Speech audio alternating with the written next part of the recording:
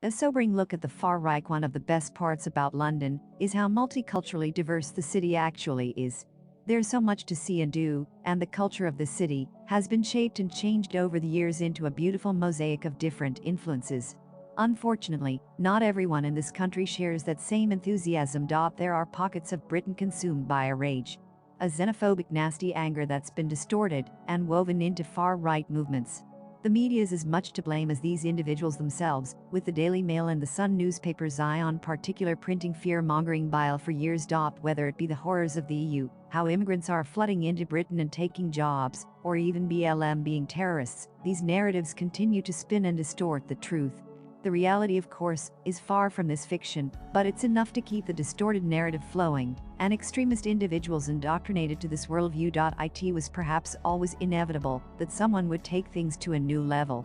Nailbomber, Manhunt is a documentary film showing just that, showcasing the dangers of far-right extremism, told through eyewitness accounts and chilling CCTV footage surrounding three bombing that rocked London to its core in 1999. For those unaware, over the course of 3 successive weekends, 17th to 30th April respectively, homemade nail bombs were detonated in Brixton, Spitalfields and the Admiral Duncan pub in Soho.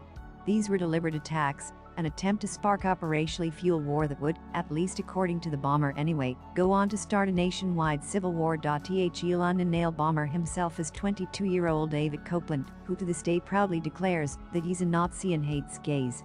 This xenophobia was unfortunately nurtured through his time with the BNP, British National Party, a mean-spirited political party with undercurrents of racial tension. The 70-minute film follows David Copeland's 3 attacks, what drove him to commit these appalling acts, and his attitude along the way. Tapes of Copeland's interviews are shared, along with interviews with undercover spy Arthur, who spent 10 years posing as part of this group. This 10-year effort helped find and stop Copeland from killing more people. Alongside these 2 main focal points are a slew of other eyewitness accounts, from survivors and police officers through to family members of the fallen. If there's one thing that we've learned over the years, though, is that terrorism can cripple communities, but also bring them closer together. This much is especially true here, as Nailbomber shows the resiliency of these brave souls who survived these attacks, and were able to see Copeland brought to justice. There is, however, a much wider narrative surrounding far-right extremism that's as much prevalent today as it's ever been.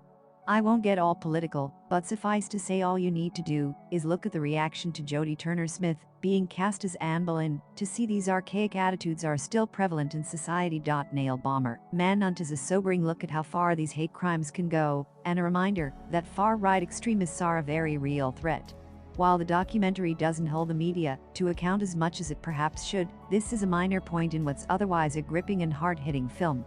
Once again, Netflix knocks it out the park with its true crime effort.